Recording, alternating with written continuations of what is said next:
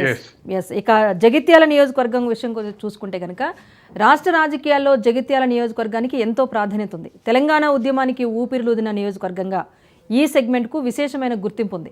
ఉప ఎన్నిక కనుక జరిగితే ఈ నియోజకవర్గంలో రేస్ చాలా రసవత్తరంగా అని ఉంటుంది అని చెప్పేసి వేరేగా అయితే చెప్పనక్కర్లేదు. ఇక్కడ ఎవరు గెలుస్తారో చెప్పడం కష్టమే. ఎందుకంటే 3 పార్టీలు కూడా గెలుపు కోసం హోరాహోరీగా తలపడుతున్నాయి. నియోజకవర్గం ఆరంభంలో కాంగ్రెస్ నాయకుడు జీవన్ రెడ్డికి జగిత్యాల అండగా నిలిస్తే ఆ తర్వాతి రోజుల్లో ఇక్కడ బీఆర్ఎస్ ప్రభంజనం అనేది ఎక్కువగా కనిపించింది. ఇక నియోజకవర్గంలో ఉప ఎన్నికతో సహా జీవన్ రెడ్డి 6 సార్లు గెలవగా తెలంగాణ ఏర్పడిన తర్వాత జరిగిన ఎన్నికల్లోనూ జీవన్ రెడ్డి విజయాన్ని సాధించారు. 2018 నుంచి ఆయనకు డౌన్ఫాల్ అనేది స్టార్ట్ అయింది. 2014లో డాక్టర్ సంజయ్ కుమార్ పైన జీవన్ రెడ్డి 7,000 పైచులకు ఓట్ల ఆధిక్యంతో విజయాన్ని సాధించారు. సో 2018 ఎన్నికల్లో జీవన్ రెడ్డి పైన సంజయ్ భారీ విజయాన్ని సాధించారు. సుమారుగా 61,000 మెజార్టీ ఇక్కడ సాధించి గెలుపొందారు. ఇక 2023లో జరిగిన ఎన్నికల్లోనూ సంజయ్ కుమార్ కాంగ్రెస్ పార్టీ అభ్యర్థి జీవన్ రెడ్డి పైన 15,000 ఓట్ల మెజార్టీతో విజయాన్ని సాధించారు. అయితే జీవన్ రెడ్డి కాంగ్రెస్ పార్టీలో కొనసాగుతూ ఉండగా సంజయ్ కూడా కాంగ్రెస్ పార్టీలోకి రావడంతో 2 వర్గాల మధ్య కూడా ఒక తీవ్ర యుద్ధం అనేది కొనసాగుతోంది.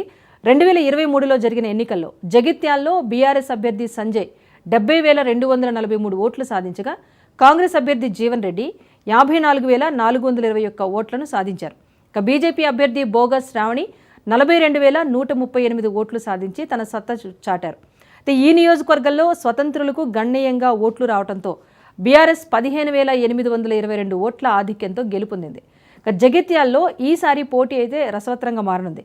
గతంలో బీజేపీ భారీగా ఓట్లు చీల్చడం, కాంగ్రెస్ పార్టీలో అంతర్గత కుమ్ములాటలు కూడా మొత్తంగా ఇక్కడ పోటీ బీజేపీ వర్సెస్ బీఆర్ఎస్గా ఉండే అవకాశం అయితే కనిపిస్తోంది అన్నది రాజ్ న్యూస్ స్టడీలో తేలిన అంశం. మరి దీనికి సంబంధించి కరెస్పాండెంట్ కిషోర్ మరింత సమాచారాన్ని అందిస్తారు. కిషోర్, చెప్పండి. జగిత్యాల్లో కూడా ఒక డిఫరెంట్ కైండ్ ఆఫ్ పాలిటిక్స్ అనేవి కనిపిస్తున్నాయి. ఒకవేళ ఉప ఎన్నిక జరిగితే కనుక జగిత్యాల ఏంటి బీజేపీ బీఆర్ఎస్ వర్సెస్ ఉన్నట్టుగా తెలుస్తోంది. క్షేత్రస్థాయిలో ఎలా ఉంది? మీరు చెప్పినట్టు ఖచ్చితంగా ఈసారి ఉప ఎన్నికలు ఇట్లా జరిగితే త్రిముఖ పోరు జరిగే అవకాశం మాత్రం కనిపిస్తుంది. ప్రస్తుతం సంజయ్ ఎమ్మెల్యే కొనసాగుతున్నారు. కాంగ్రెస్ పార్టీ బీఆర్ఎస్ లో గెలిచి కాంగ్రెస్ లో వచ్చిన తర్వాత సంజయ్ పరిస్థితి కొద్దిగా గడ్డు పరిస్థితి ఎదుర్కొంటున్నట్టు కూడా తెలుస్తుంది. రెండుకి చెడ్డ రేవడి అన్న చందంగా ఆయన పరిస్థితి తయారైందని చెప్పవచ్చు. అటు కాంగ్రెస్ పార్టీలోకి జైత్యాలలో సీనియర్ నేతగా జీవన్ రెడ్డి గత 30 సంవత్సరాలుగా రాష్ట్ర స్థాయిలో ఉన్న నేతతో పాటు అటు జీవన్ రెడ్డి జైత్యాల్లో కూడా 30 సంవత్సరాలుగా అక్కడే పోటీ చేస్తూ వస్తున్నారు. ఈ నేపథ్యంలో జీవన్ రెడ్డిని కాదని అటు పార్టీలో సంజయ్ తీసుకున్నారు.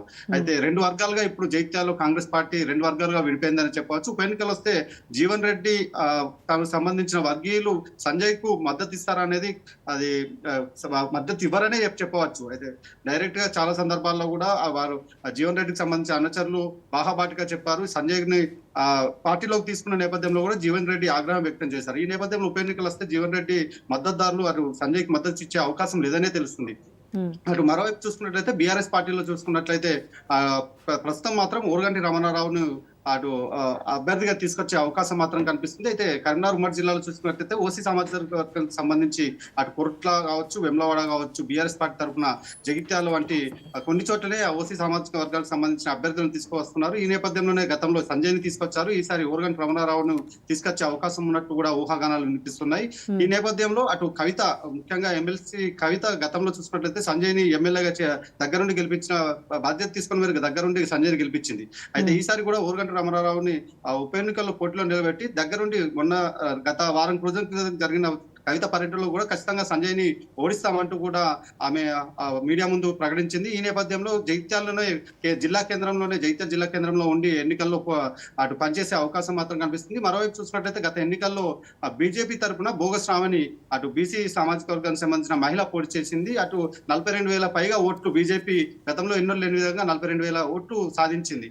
ఆ ఓట్లతోనే అటు జీవన్ రెడ్డి ఓడిపోయాడని చెప్పవచ్చు. ఎక్కువ శాతం ఓట్లు బీజేపీ చీల్చుకోవడంతో జీవన్ రెడ్డి కొద్దిపాటి తేడాతో ఓడిపోయిన పేరు కూడా తెలిసింది. అయితే ఉప ఎన్నికలు వస్తే ఒకవేళ ఉప ఎన్నికలు వస్తే మైనార్టీ సామాజిక సంబంధించి జగిత్యాల నియోజకవర్గంలో 40,000 పైగా చిలుకు ఓటర్లు ఉన్నారు. ఈ నేపథ్యంలో బీఆర్ఎస్ సంబంధించి అలాగే కవిత వంటి నాయకులు అలాగే ఇటు కాంగ్రెస్ సంబంధించిన నాయకులు పోటాపోటీ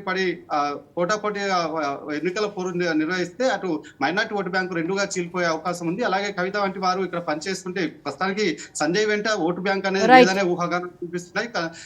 మంచి నాయకుడు కూడా వెంట లేడనే తెలుస్తుంది. ఈ నేపథ్యంలో బీజేపీ బీజేపీకి సంబంధించిన అభ్యర్థి గెలిపే అవకాశం ఉన్నట్టు కూడా ఊహాగానాలు వినబడుతున్నాయి. ఈ రెండు పార్టీలకు సంబంధించి కాంగ్రెస్ బీఆర్ఎస్ నాయకులు ఆ రెండు పార్టీలకు సంబంధించిన ఓటు బ్యాంకులు చీల్చినట్లయితే బీజేపీ బయటపడే అవకాశం ఉన్నట్టు ఇక్కడ ఊహాగానాలు మాత్రం వినిపిస్తున్నాయి. రైట్. మొత్తానికైతే ఇక్కడ జగిత్యాల పరిస్థితి చూసుకుంటే ఇలా ఉంది. రామ్మోహన్ గారు మీరేం చెప్తారు? ఒకటి జీవన్ రెడ్డికి సంబంధించి కొంచెం కాంగ్రెస్ పార్టీ